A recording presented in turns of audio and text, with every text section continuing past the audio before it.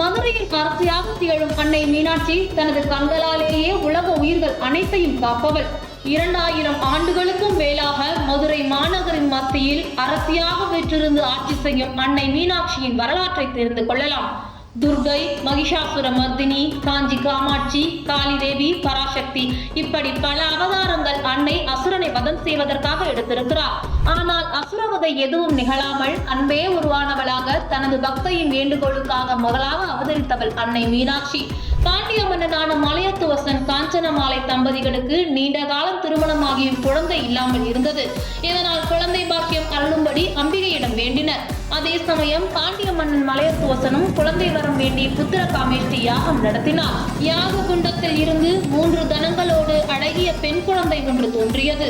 குழந்தைக்கு 3 தனங்கள் இருந்ததை கண்டு வருத்தமடைந்த மன்னனிடத்தில், மன்னா, மனம் வருந்தாதே, நீ இந்த குழந்தைக்கு தடாதகை என்று பெயரிட்டு கல்வி கேள்விகளில் சிறப்புறுமாறு அனைத்து கலைகளையும் கற்றுக்கொடு. தக்க பருவம் வரும்போது தனக்கேற்ற கணவனை இக்குழந்தை காண்பாள். அப்போது இவளிடத்தில் மிகுதியாக உள்ள ஒரு தனம் மறைந்துவிடும் என அசரீரை கேட்டது. இதனால் புகழ்ந்த மன்னன் மலையத்துவசன் அக்குழந்தைக்கு தடாதகை என பெயரிட்டு அன்போடு வளர்த்து வந்தார். வீடியோ பிடிச்சிருந்தா மறக்காம சப்ஸ்கிரைப் பண்ணிட்டு ஃப்ரெண்ட்ஸ்க்கும் ஷேர் பண்ணுங்க. தேங்க்யூ.